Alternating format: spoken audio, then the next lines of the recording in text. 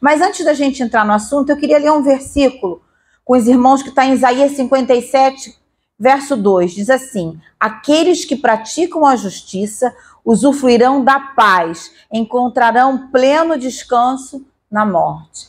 Deus quer nos dar paz e vida abundante, praticar a justiça de Deus e amar o que Deus ama e aborrecer o que Ele aborrece. Que a gente venha entender e que a gente seja agente dessa transformação na vida de outras pessoas. Amém? Por isso que nós vamos estudar sobre a ferida do adultério. E nós vamos começar com Provérbios 7, 22, 23. Diz assim: ele acompanhou a moça, tal como o boi que caminha para o matadouro, como a corça que cai numa armadilha, à espera apenas da morte, quando o caçador atirar nela, como o pássaro que entra no alçapão, sem saber que nunca sairá vivo de lá. Provérbios 7, 22 e 23. Aqui é uma figura, usando o comportamento do reino animal para mostrar o que acontece com as pessoas que atravessam essa linha. Né? A Bíblia diz que a prostituição é um pecado que é no nosso corpo. É no nosso corpo.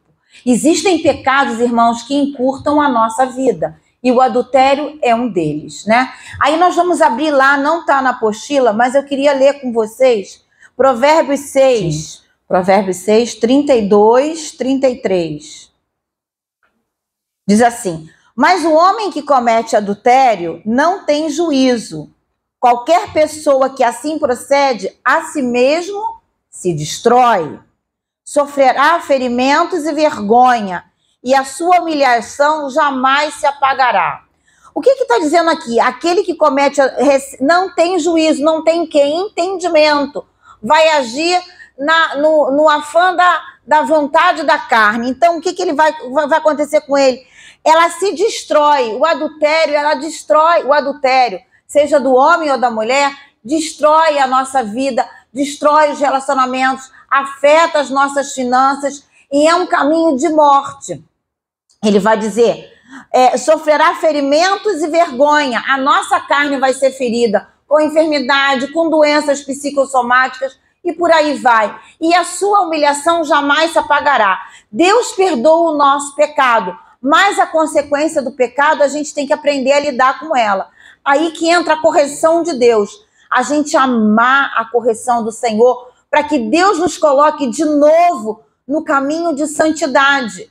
Todos nós somos passíveis de erro e de pecarmos. Basta a gente reconhecer e se autoexaminar. Não é assim que a gente faz quando vai tomar a ceia do Senhor? Participar da mesa do Senhor é uma bênção, mas a gente tem que se examinar para ver se em mim existe algum caminho de morte, algum caminho mau, para que eu seja digna do sangue de Jesus. Nós carregamos o sangue do Senhor Jesus, né? Hoje, essa ferida do adultério é uma epidemia dentro e fora da igreja, porque depois da década de 60, que começou a pílula, que começou o sexo livre, é o que mais nós temos. Antigamente as coisas eram feitas debaixo do tapete, agora é assim, à vista de todo mundo, e isso ainda vai para as redes sociais. E se nós não tivermos entendimento, né, nós vamos acabar nos contaminando com essas coisas. E nós precisamos detectar o problema e ajudar as pessoas a saírem desse lugar. Porque muitas vezes as pessoas chegam, eu já escutei isso, mas eu me apaixonei. Gente, a ciência diz que uma paixão dura em torno de 3 meses a 2 anos no máximo. Onde a gente liberta todos os nossos hormônios, todas as substâncias que vão dar prazer, a dopamina, a serotonina, a ocitocina, tudo isso a gente vai liberando no nosso cérebro, para a gente estar num estágio de alegria, de felicidade, pela circunstância. Porém, depois a ficha cai. E muitas vezes o adultério é anunciado, né? O divórcio, o adultério é anunciado no momento do namoro, quando começa a fornicação. O que é fornicação? É sexo antes do casamento. O casamento, a palavra de Deus diz que a Bíblia começa com o casamento, né? E vai terminar nas bodas do Cordeiro. O casamento é uma bênção para nos santificar. E ao sermos santificados, nós conseguimos sermos alegres e felizes e proporcionar isso na vida do nosso cônjuge, ou a esposa ou o esposo. E nós precisamos entender que a nossa felicidade não pode depender da vida do outro que habita com a gente. Quando a gente tem esse movimento, nós vamos perecer. Porque a nossa felicidade está no Senhor. E aí, no Senhor, eu aprendo a ser uma pessoa sábia. No Senhor, eu aprendo a ter entendimento. E diante disso, eu vou me alegrar com tudo aquilo que o Senhor vier a me proporcionar. Então, a gente diz que a falta de entendimento, a gente vai nos entregar aos nossos impulsos e vai cegar a nossa emoção, cegar o nosso entendimento e vai fazer a gente fazer coisas que a palavra de Deus condena. E o adultério é uma delas, né? E o adultério vai carregar consequências. Essas consequências, às vezes, esses tópicos aqui que eu separei, uns vão ser mais do que outros, mas essas consequências virão. E essas consequências, se não forem tratadas, se não forem perdoadas, se não forem crucificadas, elas vão para a próxima geração. Se os irmãos observarem, muitas vezes a gente vai conversar com um irmão, aí você diz assim, a irmã diz assim, mas olha, eu estou vivendo um momento difícil, meu marido adulterou, ainda está no adultério, aí você vai puxar o histórico, quase sempre tem uma história de adultério na família, o pai ou a mãe, um casamento disfuncional, e aí você vai ver que isso vai atingindo a próxima geração. Quando a gente não resolve o problema, quando a gente não perdoa, a gente repete numa proporção pior. E quando a gente não resolve aquele problema do pecado, esse pecado vai fazendo um caminho de destruição, vai criando cadeias de iniquidade. E sair disso, irmãos, dá trabalho, requer muito esforço, muita dedicação, oração, intercessão, que é diferente de oração. Quando você ora, você apresenta para Deus. Quando você intercede, você se coloca no lugar da pessoa. Você começa a sentir o sentimento até às vezes do Pai em relação àquela circunstância. E aí o Senhor vem e ouve a nossa intercessão. Né? Jesus é o nosso intercessor máximo, né? Ele intercede por nós dia e noite, para que a gente tenha uma vida abundante e uma vida reta diante de Deus. Então nós vamos ver que as consequências do adultério, a primeira consequência é o distanciamento espiritual. A pessoa que entra nesse caminho, ela começa, quando a pessoa conhece a Jesus, né? Ela vai entrando nesse caminho, ela vai se distanciando, ela começa a faltar à igreja, ela começa a se afastar da comunhão, que é onde Deus ordena a bênção. Existe muita diferença entre ajuntamento e comunhão do corpo de Cristo, né? Então, nós precisamos estar em comunhão com os irmãos e se deixar ser liderado pelos nossos pastores. E isso, irmão, requer humildade e disposição. A pessoa que entra nesse caminho, ela vai se distanciando, ela começa a faltar, ela começa a não se apresentar, ela vai perdendo a alegria de estar na casa de Deus. Por quê? Aquela atitude que ela tomou, aquele pecado que ela está praticando, está sendo aquilo que é mais importante para ela. Ela começa a dar vazão à carne. Às vezes começa com uma mensagenzinha no celular. Homem começa a fazer um elogio para aquela mulher, ou então aquela mulher começa a sentir a necessidade da sensualidade. O que é sensualidade? É a idolatria do próprio corpo, do próprio sentimento. É uma idolatria que Deus abomina. A pessoa começa a se vestir decotado, com roupa marcando, querendo mostrar isso. Quando eu vejo uma pessoa assim, eu entendo um pedido de socorro. Socorro, eu preciso ser vista. Socorro, eu preciso ser desejada. Socorro, eu preciso ser amada. Mas faz de um jeito que Deus não aprova, produzindo no coração de pessoas que estão ali sentimentos de desejo e de posse, sem ter. Sabia que a única nudez que você tem acesso é do seu cônjuge. E hoje em dia a gente vê isso aí, as pessoas indo para filmes pornográficos. Eu já escutei, mas eu preciso apimentar a relação mal, Porque se você precisa desse recurso, você está muito errado. Isso traz muita destruição. Começa a haver uma quebra de comunicação e uma quebra da aliança, porque entra uma terceira pessoa no relacionamento. E Deus abomina. A única terceira pessoa que está no relacionamento é o Espírito Santo, o Senhor Jesus. Amém? Então nós precisamos vigiar isso. Então começa assim, às vezes, com coisas tão sutis. Ah, não tem problema, eu vou botar uma coisa assim decotada, não tem problema. Tem problema sim, porque a roupa vai comunicar quem você é. Como você se veste vai passar uma imagem para outra pessoa que está vendo. Se você se veste que você vê de Gênesis, Apocalipse, tá mal, você precisa se consertar. Aí não adianta a igreja impor tarefas, você que tem que entender isso.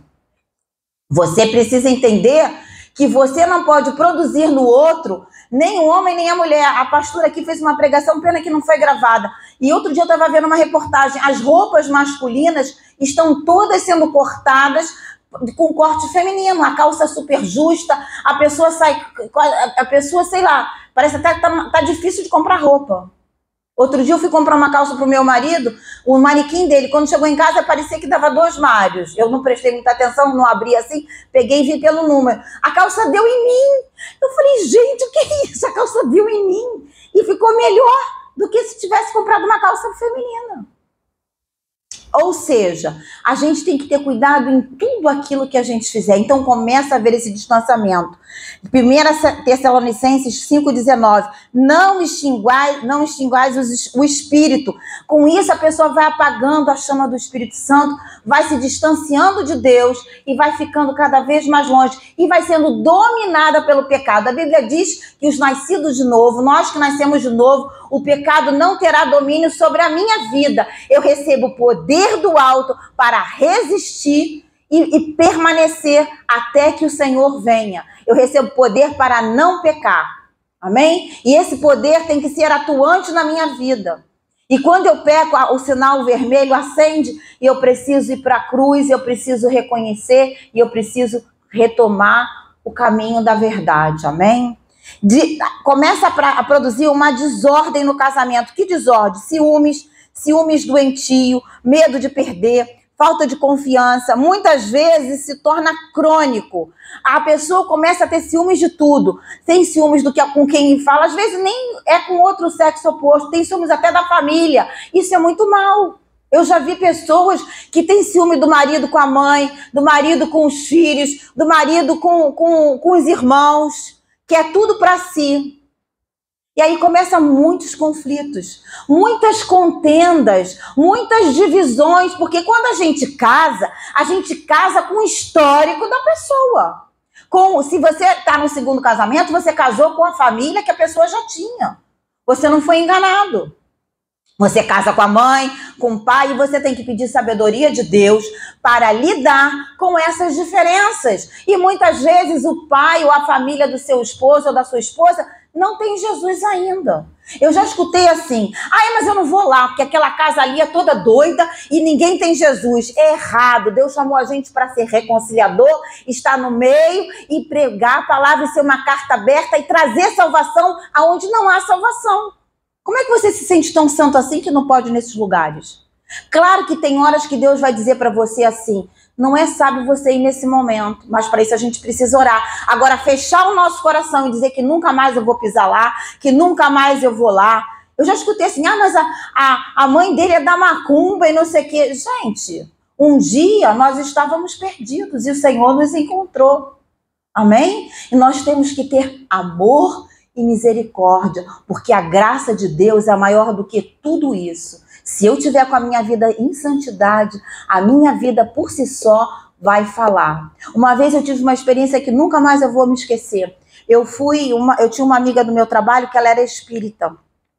E ela falou assim, ora pelo meu tio que está muito mal. E eu falava de Jesus para ela e ela, coração fechado. Eu fui no hospital, orei, preguei, ele aceitou Jesus. Ele estava com uma doença terminal. Ele foi para casa, passou uns 6 meses. E aí eu falando para ela de Jesus, e ela não quis saber. Ele começou a ler a Bíblia, ele mandava mensagem, já tem muito tempo isso. E eu fiz uma viagem para São Paulo. Quando eu voltei, eu soube que ele tinha morrido. E na morte dele, gente, ela chegou para mim e falou assim, o meu tio morreu chamando o seu nome, dizendo que estava vendo os anjos vir buscar ele. Gente, eu fiquei assim, impactada. Aí eu preguei para ela, sabe o que ela falou? Não, eu não quero saber disso. Eu quero ficar onde eu tô. Aí eu parei para pensar, eu falei, gente, ela não era do Senhor e ela ajudou na salvação dele. Aquilo deu um nó na minha cabeça, ou seja, Deus faz como ele quer. Quando a pessoa realmente se rende, o Senhor faz um milagre. Por isso a gente não pode não ir. Entenderam? A gente tem que ir, o nosso papel é ir. Não fazer divisão, nem contenda, nem ciúmes, nem desprezo, porque isso traz conflito e desespero. E Deus é um Deus que tem ciúme de nós, mas em termos de zelo, não em ciúmes, querer de posse, querer tudo para si. E o adultério causa isso. Quando a pessoa adultera, você pode ver, quando começa muito ciúme, você vai puxar a história. Tem um pezinho lá na traição e no adultério que às vezes está encoberto e precisa ser revelado para ser arrancado, curado, perdoado, redimido, para que haja vida e haja aliança. Porque o adultério é a quebra de uma aliança. É a quebra de uma aliança. Às vezes a gente escuta assim, mas olha só, eu não vou poder contar, se contar ele vai me matar, eu vou perder meu casamento. Já perdeu. No momento que houve adultério, você já quebrou a aliança. Se você quebrou a aliança, você tem que fazer tudo de novo. A aliança está quebrada, está partida. Deus não habita no meio do lixo. Deus é santo. Deus requer de nós arrependimento genuíno. Amém? Então, isso é como se fosse... Já viu naquela ferida? Que quem é enfermeira sabe que às vezes tem uma ferida, aí você às vezes esfrega assim para sair... toda a secreção, o pus, aí vem aquele sangue vivo, vai falar assim, agora vai dar bem, vai começar a nascer pele, vai cicatrizar, vai orar. Não adianta botar pomada em cima daquilo que está infeccionado. Tem que expulsar tudo que não é legal, tudo que é podre, tudo que é lixo, para que Deus construa onde foi assolado. Deus limpa a eira, limpa o lugar assolado e edifica no Senhor. E aí sim o poder de Deus vem, a graça de Deus vem e faz tudo de novo, amém? Então um dos sintomas é desordem emocional. Endemoniza o leito conjugal, isso é muito grave.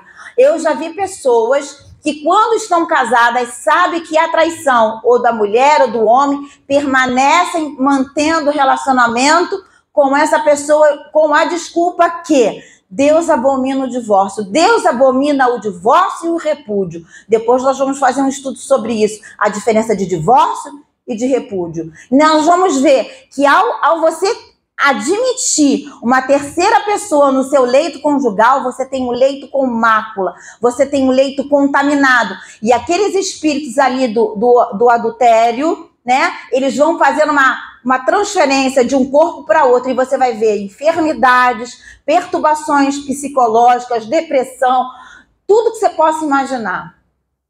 Às vezes o marido vai lá fora e trai a mulher com uma pessoa que às vezes nem é da igreja. Aí nós vamos ver vários tipos de traição. Imagina você, outro dia eu estava contando que isso foi real. Lá onde eu morava, lá em Portugal, vieram pedir para mim uma ajuda para eu visitar uma pessoa no hospital de pessoas com problemas problemas psiquiátricos, né? Um médico muito famoso. E aí, gente, diante do que aconteceu, eu fiquei sem saber como orar. Depois eu fui pedindo a Deus misericórdia.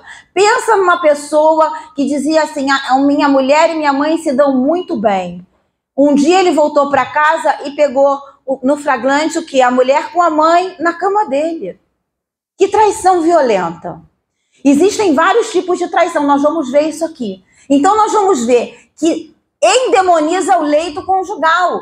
Às vezes, eu já falei aqui, a pessoa tem uma enfermidade, quando você vai ver, essa enfermidade passou para a mulher também.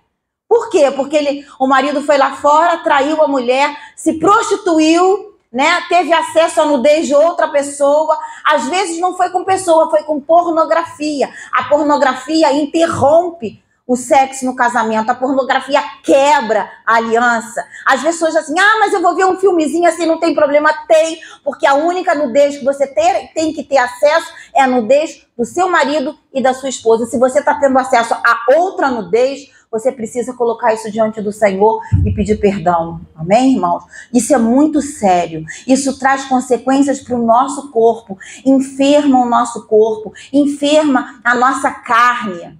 Porque a Bíblia diz que os dois serão o quê? Uma só carne. No momento que há uma quebra de aliança, a nossa carne começa a ser ferida.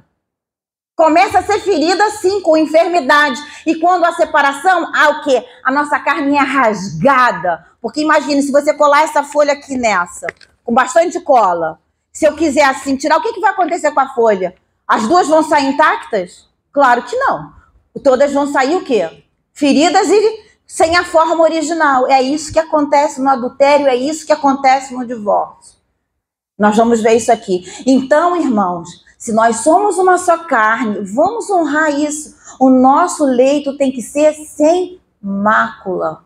Isso não engloba só a traição, não. Isso engloba um sexo saudável, um sexo permitido por Deus. E guardem isso, a única nudez que eu tenho acesso é do meu marido. Amém? Amém? Então, endemoniza o leito conjugal. O sexo é a renovação da aliança. É mais espiritual do que nós imaginamos.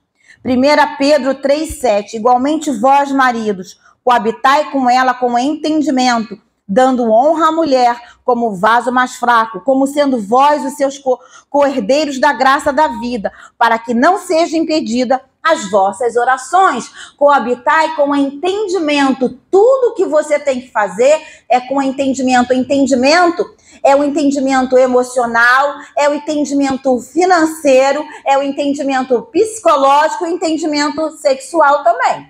Isso engloba tudo. As pessoas querem ficar só no espiritual.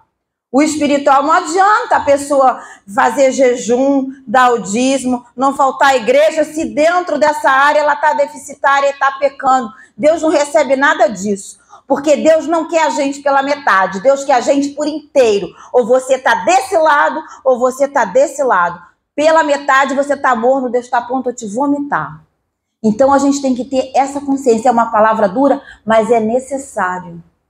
Eu preciso andar em santidade, eu preciso andar de fé em fé, de glória em glória, até a estatura de varão perfeito. Quando eu paro de crescer espiritualmente, eu já estou caindo. Eu já estou caindo. E tem muitas coisas que ficam escondidas. Eu tive muitas experiências com atendimento de pessoas e às vezes você para assim, gente, como que isso acontece? Acontece, porque todos nós estamos passíveis disso. A nossa natureza é decaída. O que habita em mim, que é o poder de Deus, me dá condições de vencer o pecado. Amém? O Senhor Jesus, o sangue de Jesus que a gente carrega é muito sério. A gente tem que honrar o sangue que está na nossa testa, que está nas nossas mãos, para que a gente faça o serviço de Deus em santidade, com a motivação certa, com o princípio certo. Não adianta fazer com o princípio certo se a motivação do nosso coração é corrompida.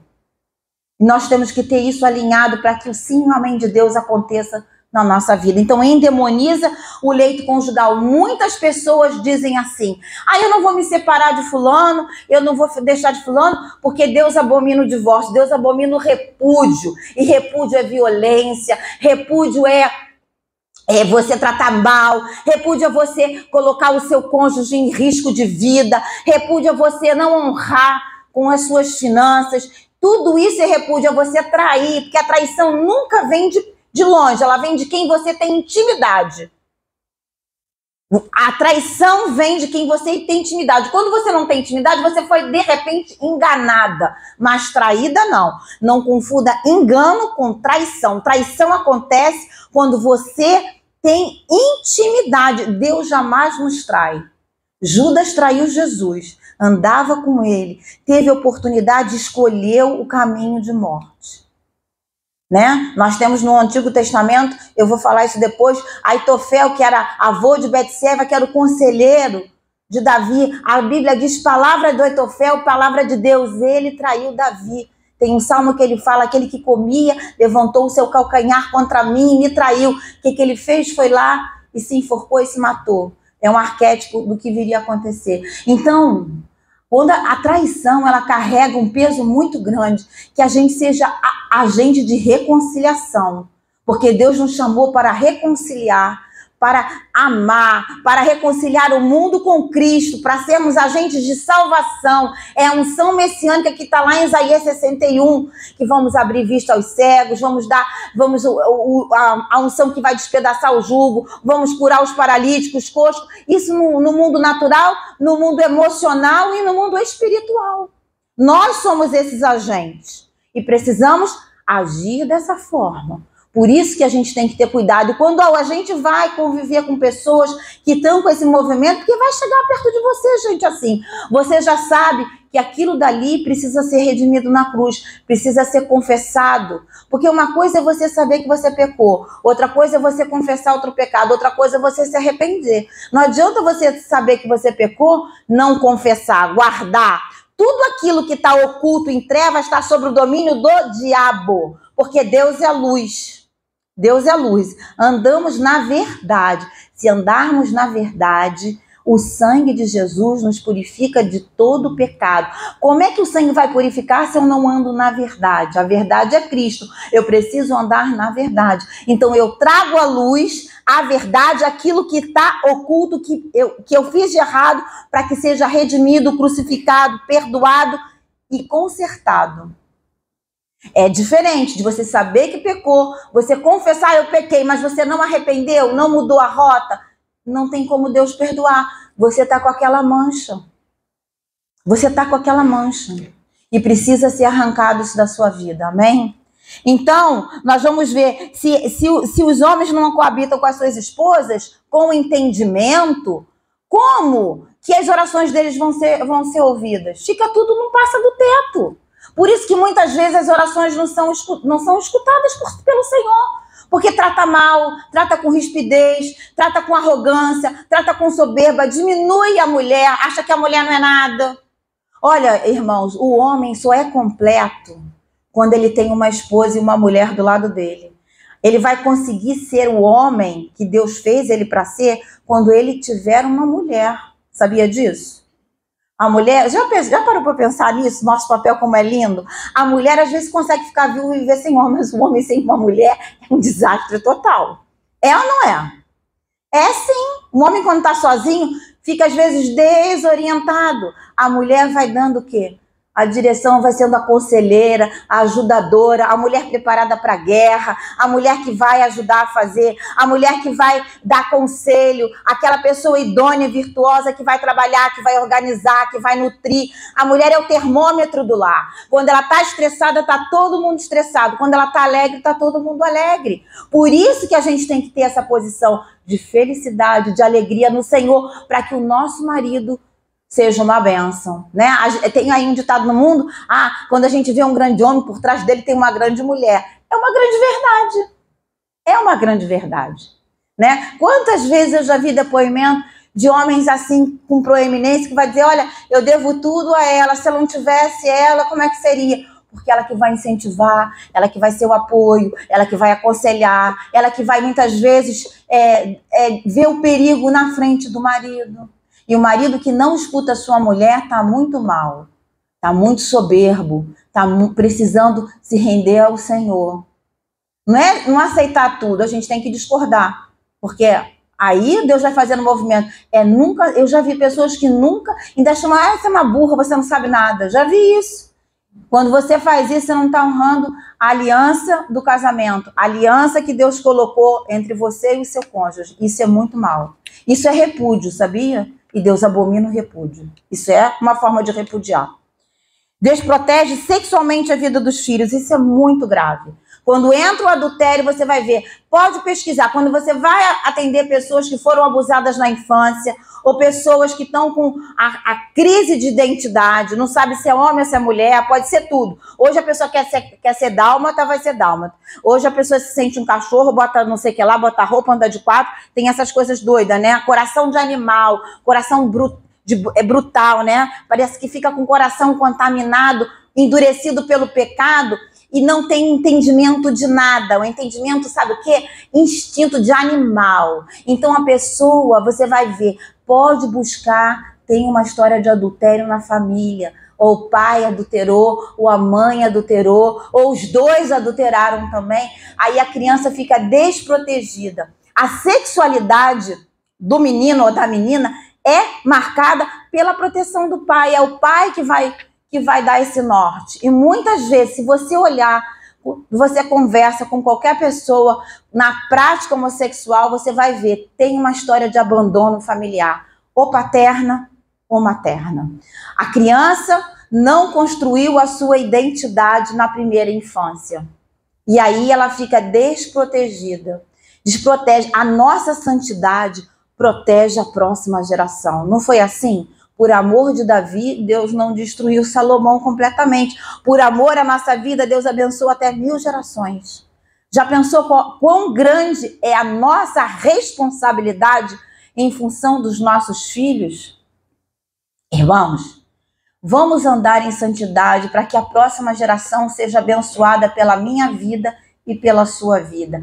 Todos os pecados que você venceu, pode ter certeza, não vão assolar a próxima geração. Aquilo que você não venceu, pode ter certeza, a próxima geração vai ser confrontada com isso para ela aprender a vencer.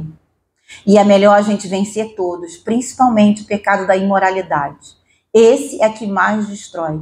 Atrás da imoralidade você carrega várias outras cadeias. A cadeia da desconexão familiar, a cadeia da desonra. A desonra é algo terrível que assola hoje o mundo. Ninguém mais... Tem gente que não honra pai e mãe, é outro pecado que encurta a nossa vida. Não honrar o nosso pai e nossa mãe. Toda vez que eu me desconecto da minha origem, dos meus pais, pode ser o pai que for, a mãe que for, eu vou entrar num caminho de erro. Eu vou gerar abandono, porque Deus chamou a gente para ser o quê? Torna a falar, reconciliadores.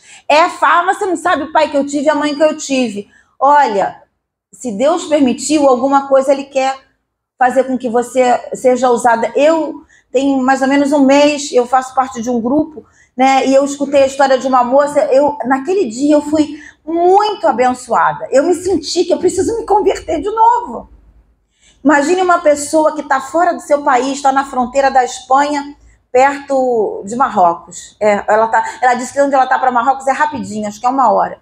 Ela trabalha numa ONG de pessoas que são vítimas de abusos sexuais e mulheres que fazem tráfico de mulheres. Elas vão para lá à procura de um emprego e depois aquilo é uma cadeia de crimes sexuais. Ela foi abandonada pelo pai e pela mãe. Quando ela começou a contar a história dela, eu me senti assim, uma formiguinha. Como aquela mulher foi restaurada e como ela promove com a dor dela a restauração na vida de outras pessoas. A Bíblia diz que com o mesmo consolo que eu recebi, é com esse que eu vou consolar. Então, joga o vitimismo fora. Joga e diz, Senhor, eis-me aqui. Aquilo que mais eu fui ferida, é nisso que o Senhor vai me usar. Aonde eu fui ferida vai ser o meu testemunho. Eles venceram pelo sangue do Cordeiro, pelo seu testemunho. Deus nos chamou para ser testemunhas dele. Então, nós não vamos olhar para a nossa dor. A dor vai ser curada na cruz. Todos nós temos diversos tipos de dores. Ou de abandono, ou de traição. Alguém aqui já foi traído alguma vez, se não foi pelo marido, pela esposa, às vezes foi por um trabalho, foi por alguém que era muito próximo. A gente não pode se fazer de vítima, a gente engole isso, crucifica no Senhor, se alegra no Senhor e sabe o que é a dor de uma traição. Ela sabe o que era a dor do abandono, ela sabe o que é a dor de uma rejeição. Por isso, Deus está usando ela exatamente nessa área. E que trabalho lindo, como tem recuperado mulheres que vão para lá com promessas e são enganadas e entram numa cadeia de prostituição, mas são resgatadas. Gente, Deus me preparou para sermos resgate na vida de outros, amém? Então, desprotege a vida dos filhos. Às vezes as crianças começam tão pequenininha e aí vem o mundo e diz que nasceu assim. Não, são comportamentos que as pessoas começam a ter. E todo o cérebro da gente aprende por velocidade e repetição. Guardem isso, o nosso cérebro aprende por velocidade e por repetição. Eu já falei isso aqui. Quando você entra no chuveiro para tomar banho, você pensa se você vai lavar primeiro o ombro, ou se vai lavar primeiro a cabeça, ou se vai lavar primeiro o pescoço. Não, você já entra já no automático, não é isso? Porque o seu cérebro já aprendeu por velocidade, por repetição, que é assim que faz. Quando você quer desinstalar um comportamento errado, você tem que reprogramar a sua mente, reprogramar os seus pensamentos. Por isso que Deus diz lá na palavra dele, você tem que renovar a sua mente para que você possa experimentar a boa, perfeita e agradável vontade de Deus. Sem renovação da mente, você não experimenta a boa, a perfeita e agradável vontade de Deus.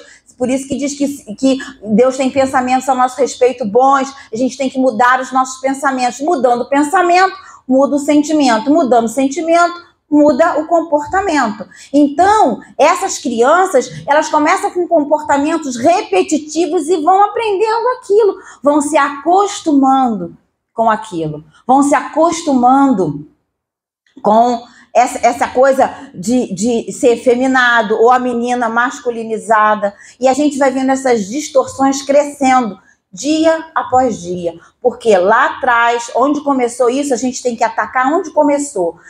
Isso é um sintoma. A gente às vezes tem sintoma de dor de cabeça. Aí a gente pensa assim, será que é isso? Será que é isso? Será que é enxaqueca? Será que eu tô com problema no fígado? Será que eu tô com algum problema mais grave de circulação? A dor de cabeça é o quê? O sintoma. Tudo aquilo que está disfuncional é sintoma. Como que a gente resolve o sintoma? Descobrindo a causa. E a causa, às vezes, está tão encoberta que a gente precisa clamar o sangue de Jesus para nos mostrar onde começou essa disfunção e essa distorção. E aí, quando a gente vai na causa, a gente arranca o mal e Deus restaura tudo. Senão você fica andando em círculo, andando em círculo. Aí você é como você tomar uma aspirina. Você toma uma aspirina, passa dor de cabeça. Dali a 2 dias você tem. Aí você faz uma oração assim, você acha que está tudo bem. Não está tudo bem. Volta outra vez. E aquilo não saiu. Aí fala assim, mas eu já orei, já fiz, já não sai. Porque você só está tratando o sintoma, não está tratando a causa. E muitas vezes o adultério faz isso, desprotege a vida sexual dos filhos, amém? Desprotege também, faz que o adultério de um dos cônjuges expõe o outro ao adultério. Isso ainda é mais grave ainda. Porque quando um trai, o outro também pode se achar no direito de trair. Eu já vivi isso. Mas ele me traiu, agora eu vou trair com 5, com 4, e às vezes crente. Para ver só o que é bom para tosse. Isso é vingança. A vingança não vem de Deus. A vingança é o Senhor que faz. Julgue entre eu e ele. Foi assim que Davi fez. Davi não se levantou contra Saul. Ele colocou para Deus, o Senhor é que sabe o que ele vai fazer. É o Senhor que vai julgar todas as coisas. A vingança, se a gente tem um coração vingativo, a gente precisa pedir a misericórdia de Deus para que Deus arranque isso de nós. Porque quando alguém faz alguma coisa contra a nossa vida, seja a mais simples ou a mais complexa, entrega para o Senhor. Mas você não sabe, olha, eu não quero saber. Se ele fez aquilo, o problema está com ele. Eu quero estar livre. Cada vez que eu me ligo a essa tragédia, que eu fico ali remoendo, lambendo essa ferida, eu estou desconectada com o Senhor, eu estou desconectada com as pessoas que estão ao meu redor, eu fico só naquilo, só naquilo. Isso se gera, sabe o quê? Obstinação. A obstinação é a mesma coisa que idolatria e feitiçaria. Sabia disso? Sabia disso? Eu escuto assim, mas ele fez isso, agora vai ver só. Gente, pelo amor de Deus, fez isso, olha, isso tem a ver com ele. Ele teve essa emoção, ele teve esse sentimento não bom. Então, deixa com ele. Eu vou orar para que Deus revele, mas aquilo não vai me atingir. Não é? Não tem uma máxima aí que não é o que fazem com você, é o que você faz com o que fazem com você? Exatamente, é com o que você faz. Mas isso aí é muito difícil, porque a gente não tem sangue de barata. Tem que aprender a ter sangue de barata. Isso aí que eu falei, é um comportamento. Sabe por quê? A ansiedade vicia. Eu já contei isso aqui na aula passada, que eu tinha uma amiga que chegava para mim e falava assim, se eu não tiver um problema, eu não me sinto viva. Eu falava assim, pelo amor de Deus, eu não quero ter problema. E ela dizia, eu preciso ter problema. Quando ela não tinha, ela arranjava um. Quando ela, às vezes, arranjava 2, 3, ela produzia esse problema. E tem muita gente viciada em ansiedade. Eu tenho ansiedade, aí vê problema em tudo, vê pelo em ovo. Gente, vamos ter uma vida mais leve. Se a pessoa fez isso, deixa ela com aquilo que é dela. Entendeu? Deixa pra lá. Não pode me atingir, eu quero estar bem, eu não quero que isso venha. Porque olha só, isso traz a raiz de amargura para o nosso coração. E a amargura bloqueia a graça de Deus. A amargura bloqueia a graça de Deus. E tem muita gente doente porque tem raiz de amargura. E nem sabe que tem. E isso bloqueia a graça de Deus. A pessoa não consegue viver na alegria, está sempre com perturbação, está sempre sendo vítima. Aí quando você vai conversar com a pessoa tem aquela postura, você não sabe o que me aconteceu, aí cai a cara, você começa logo a ver. Você aprende neurociência, quando você olha muito para cima, você está buscando uma memória. Quando você olha para um lado, você está falando brocando uma emoção, você está falando a verdade. Quando você olha para o outro lado, você está tentando inventar uma história. Tem gente que faz a leitura do rosto da pessoa. Você vai aprendendo. Aí a pessoa fica com aquela cara caída, o ombro caído, tem uma postura... Quando Deus nos chamou para sermos livres, não usando da liberdade para dar ocasião à carne. Amém? Deus nos chamou para a liberdade. E liberdade é isso. O problema é que a pessoa me atingiu está com ela. Eu não quero saber. Eu não quero saber. É problema dela. Quero lá saber. Olha, irmãos, a minha sogra era uma pessoa muito difícil. Às vezes ela maltratava meu marido e eu ficava arrasada, eu passava mal. Até que um dia eu falei assim, não.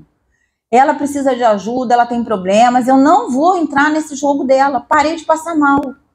Ela falava cada coisa que eu olhava. Teve uma última vez que ela falou para mim assim, eu quero morrer. Aí eu falei, ok, você quer morrer? Vai ter que morrer com Jesus, senão vai para o inferno. Então tá bem, vamos orar. Para você aceita Jesus, se arrepende, papai. Mas você quer ainda morrer? Quero morrer. Eu falei, então ok, você pode morrer à vontade. Mas depois que aceitar Jesus, se arrepender, não sei o quê. Irmãos, eu falei tudo aquilo, eu orei com ela. Passado 4 dias ela morreu dormindo. Mas foi pro céu. Entendeu? Então, a gente tem que até ter cuidado quando as pessoas vêm falar coisas pra gente e a gente rebater, a gente ficar assim, raivosa. Eu já fiz isso muitas vezes, até que Deus falou assim, não, esse não é o caminho, esse é o caminho que está te atingindo. E você sai do normal, você fica desconectada, fica nervosa, para no hospital com 20 de pressão, porque eu não aguentava ver aquilo me atingia, não era comigo, aquilo me atingia. Isso não trouxe benefício para mim, em nenhum momento. Então, deixa a pessoa com o problema dela, amém? Desprotege. O adultério expõe o outro à mesma situação. Aí um trai, o outro trai também. E às vezes, um que trai nunca disse que traiu. Aí de repente aparece um que traiu e fala assim, agora eu confesso. Já atendi pessoas assim. Agora eu confesso que lá atrás, há 5 anos atrás, há 6 anos atrás, eu também adulterei. Ou seja, ele abriu uma porta para que esse espírito de mentira e do adultério entrasse no casamento e fizesse a festa. Depois que a mulher traiu, ele resolveu confessar que ele traiu também. Então, quando há traição, você expõe o outro marido, a esposa ou o esposo, a esse tipo de comportamento. E aí, isso gera muitos problemas que a gente está vendo. Afeta a vida financeira. A vida financeira, a pessoa começa a desviar o dinheiro para outra coisa. Às vezes, começa a comprar roupa compulsivamente, começa a gastar dinheiro com salão, com lipoaspiração, quer botar boca de botox, sei lá, o dinheiro é desviado. O dinheiro é desviado, não, às vezes é para amante mesmo, quando vai ver, comprou carro, comprou tudo para a mulher, não dá nada, ou vice-versa. Ou vice-versa. Eu atendi um casal acima de qualquer suspeita. Pensa naquele homem lindo, que parece um homem fotográfico, parecia até a foto de Jesus, todo louro, de olho azul, de 1,90 m. Ele traiu a mulher e ela descobriu através de um cheque que ele passou sem fundo. Aí eu fui lá apagar um incêndio. Olha, irmãos, eu fiquei com tanta misericórdia dele, eu falei, por que eu tenho tanta pena dele e não tenho pena dela? Eu fiquei perguntando para Deus. Claro, ela já tinha feito essas coisas. E depois, para consertar isso, olha, não foi brincadeira. Não foi brincadeira. O dinheiro começa a ser desviado e começa a faltar tudo. Às vezes o homem vai colocar esse dinheiro na pornografia. Antigamente comprava revista, agora é na internet. Tá na mão, tá 2 minutos, dá 1 minuto da mão do celular. São as conversas, são as coisinhas, né? Às vezes você vai também atender uma pessoa que ela ainda não tem um divórcio, não tá, o que tá ligado na terra tá ligado no céu, o que tá desligado na terra tá desligado no céu. Ela começa a querer entrar numa outra aliança, sendo que ela tá pendurada em outra aliança, não tá com a vida resolvida. Isso é adultério, sabia?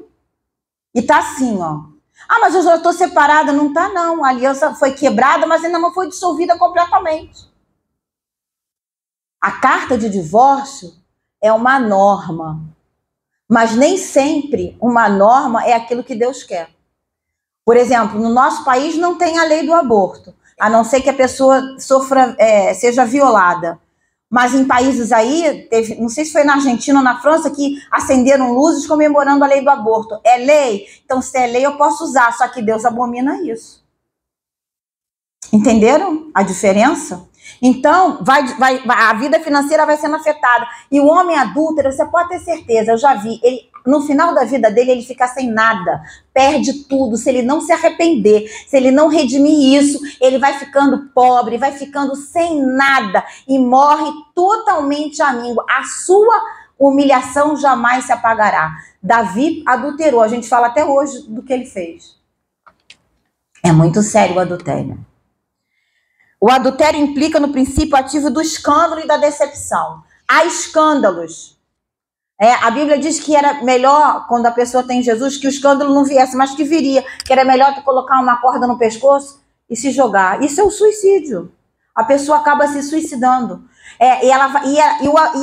O adultério está sempre acompanhado da mentira. E quem é o pai da mentira é o diabo. Porque a pessoa começa a sustentar uma mentira. Essa mentira tem que ser sustentada contra outra mentira. A outra mentira tem que ser sustentada contra outra mentira. Aí a pessoa que descobre já não aguenta a traição. Ainda tem que descobrir as mentiras. E é uma mentira seguida da outra. Quando você vai ver, é uma cadeia de mentira. E a pessoa está debaixo desses escombros, e para você arrancar ela de lá, requer ajuda de outra pessoa, e a pessoa sai toda ferida e toda destruída emocionalmente, fisicamente, financeiramente, espiritualmente. Isso é muito sério, e a gente não pode ser conivente com isso. Não pode. Eu já vi cenas que a mulher falou assim, eu não separo porque Deus abomina o divórcio, aceitou uma terceira pessoa no casamento e a vida dos filhos é destruída e morreu destruída. A Bíblia diz que a gente não deve reprovar as obras infrutíferas das trevas. E às vezes nem receber na nossa casa.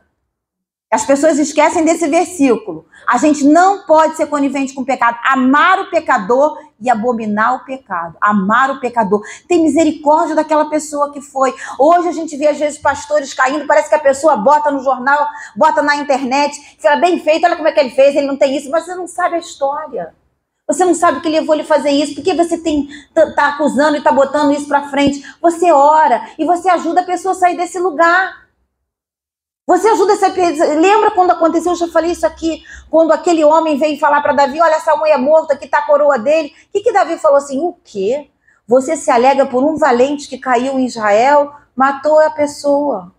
E às vezes eu vejo gente se alegrando, ó, viu, bem feito, viu, ganhava dinheiro, caiu, agora esse é assunto aí do carnaval. Gente, passa isso para frente, você não sabe a história.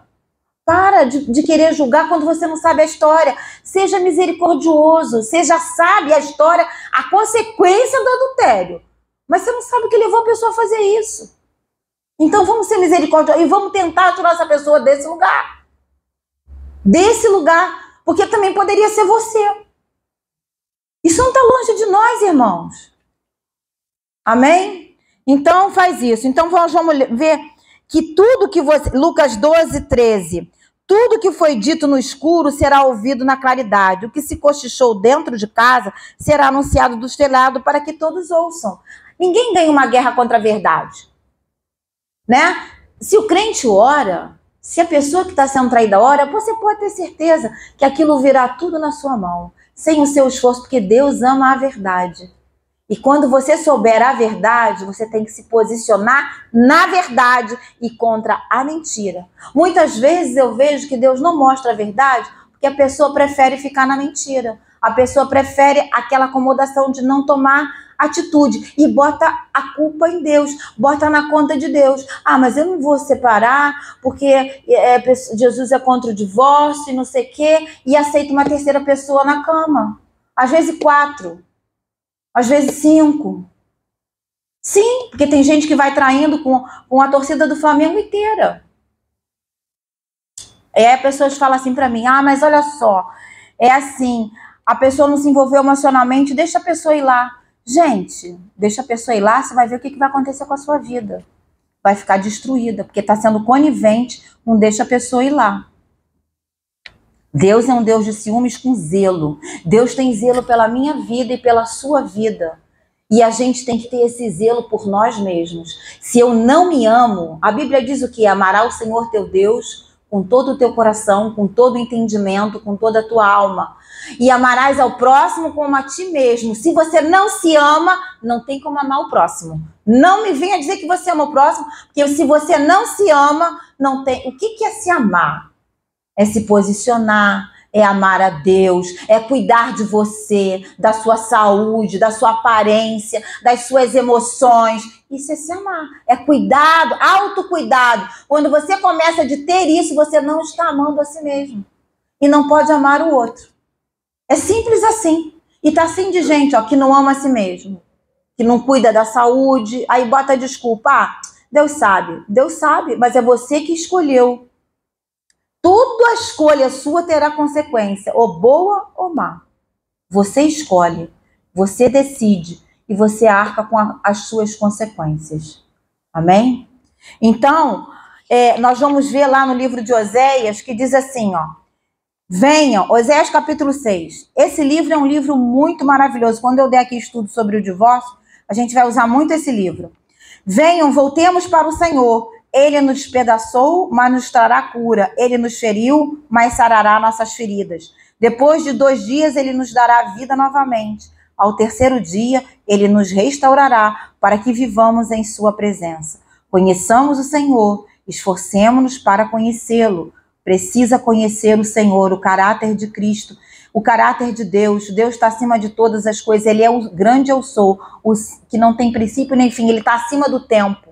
Nós vivemos nesse tempo. Deus está acima do tempo. Deus é onisciente, onipresente, onipotente, está acima de todas as coisas, acima da nossa vida, acima daquilo que a gente quer para nos conduzir em triunfo, amém? A Bíblia diz que Deus nos conduz em triunfo. Tão certo como nasce o sol, ele aparecerá, virá para nós como as chuvas de inverno, como as chuvas de primavera que regam a terra. Quando você conhece o Senhor, a chuva é bênção. Deus vai fazer chover na sua vida, no seu trabalho, na sua casa, nas suas emoções, e você vai triunfar.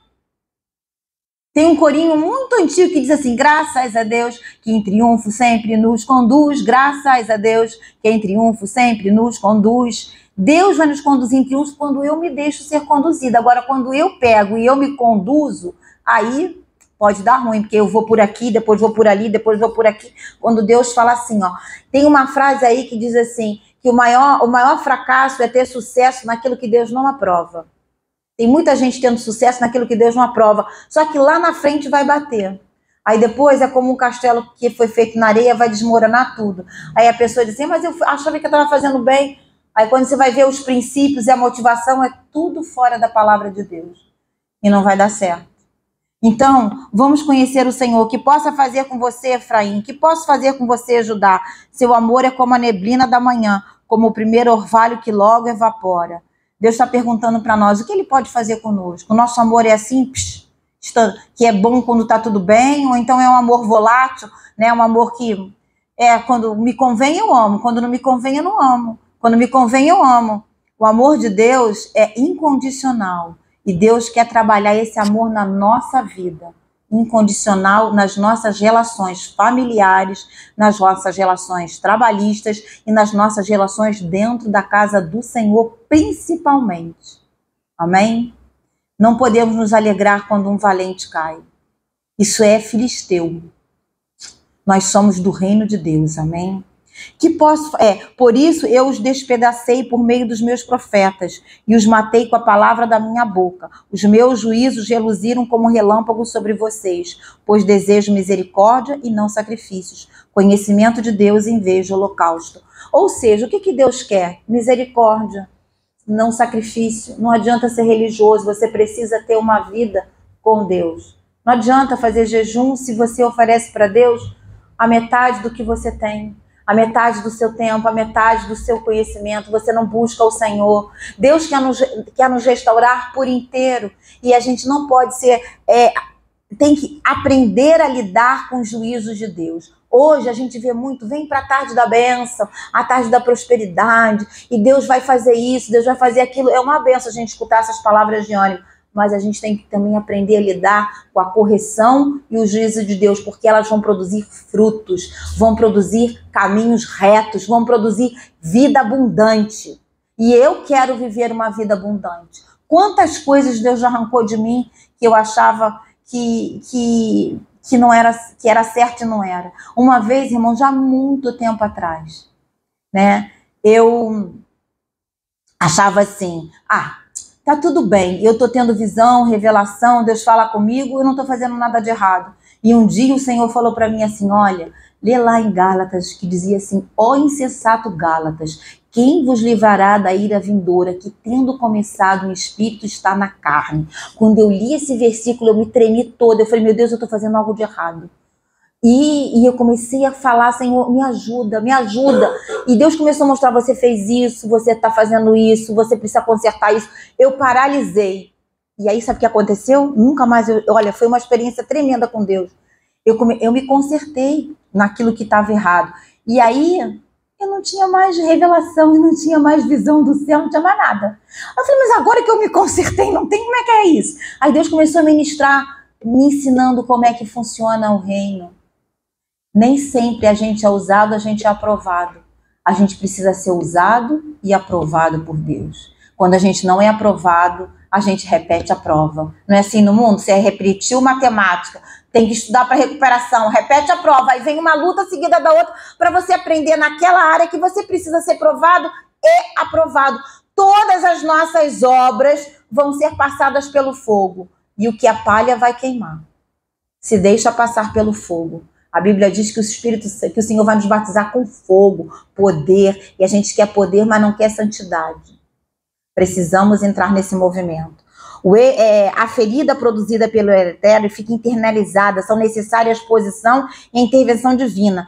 Para a restauração acontecer, precisa ocorrer verdade, assumir responsabilidades, confissão, arrependimento, transparência, mudança de caráter. Não tem como evitar a dor do cônjuge traído. Não tem como evitar. E lidar com essa dor precisa da sabedoria de Deus.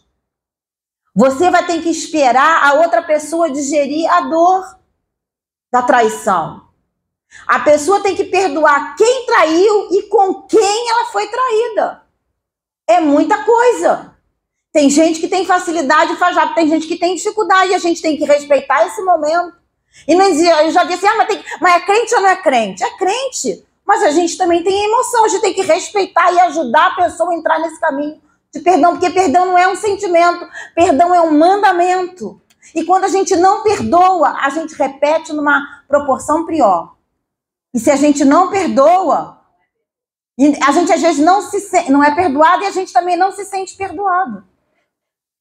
Muitas pessoas também não se perdoam e carregam aquelas culpas. A culpa nos afasta de tudo que é a graça de Deus. Tudo que é o poder de Deus, a culpa. A gente tem que jogar a culpa no lixo e pedir, Senhor, limpa o meu coração, purifica a minha alma. Purificar é tirar tudo o que está errado no lugar, tirar todas as sujeiras. O adultério mal resolvido, lá na frente o problema será pior. 1 João, se porém andarmos na luz, como ele está na luz, temos comunhão uns com os outros, e o sangue de Jesus nos purifica de todo pecado. Ninguém nunca estará preparado para ouvir uma confissão como essa, e ninguém está preparado para ouvir que foi traído ou para dizer que traiu. É fácil dizer que traiu? É fácil escutar que foi traída? Não é, mas tem que acontecer. Tudo que fica oculto está sob o domínio do inimigo. Já escutou assim, quando a pessoa... Eu outro dia escutei uma pessoa, uma famosa aí, que agora eu não me lembro o nome, falando que guardou aquela coisa durante quase 40 anos que foi abusada sexualmente. Quando ela contou aquilo publicamente, ela disse que saiu um bicho de dentro dela. Carregou essa culpa, carregou essa mancha durante esses anos todos e carregou feridas emocionais. Deus não quer que a gente carregue nada. O fardo do Senhor é leve, o jugo dele é suave. Amém, irmãos? O Senhor está aqui para nos ajudar a entregar tudo que a gente precisa entregar. Se você não entrega tudo que Ele te deu, como que Ele vai te dar tudo que Ele tem para te dar? Aprende a entregar tudo para que Ele te dê tudo que Ele tem para te entregar. É na entrega que Deus opera o milagre. Não foi assim? Abraão entregou Isaac e recebeu de volta. Não é assim? Quando eu aprendo a entregar tudo para Deus, o meu sofrimento, a minha mazela, as minhas debilidades, as minhas fraquezas, sou restaurada. Então, o adultério, ele produz tudo isso. Então, eu coloquei uma frasinha: o Espírito Santo só penetra nas nossas vidas na mesma profundidade que a cruz penetrou. Qual é a profundidade que a cruz tem penetrado na sua vida? A cruz é morte, né? Morrer é lucro e o viver é lucro também. Se eu estou crucificado com Cristo, eu sou uma nova criatura. O que é estar crucificado com Cristo? É estar um com Ele, é amar ao Senhor, aborrecer o que o Senhor aborrece e andar em retidão, em alegria. E isso é possível. Então, na próxima aula, nós vamos entrar nas etapas para a gente restaurar esse lugar assolado, de geração em geração. Eu vou passar um dever de casa. Quem está aqui, quem pode ler Isaías 61? Medita nesse capítulo todo de Isaías 61. Meditem nesse capítulo, que é a unção messiânica que está sobre a igreja. Nós fazemos parte dessa igreja, amém, irmão? Os lugares assolados, aquilo que foi assolado, o Senhor vai restaurar e restituir e reedificar, porque recomeçar é mais difícil do que começar, mas Deus é um Deus de novas oportunidades e novos recomeços, amém?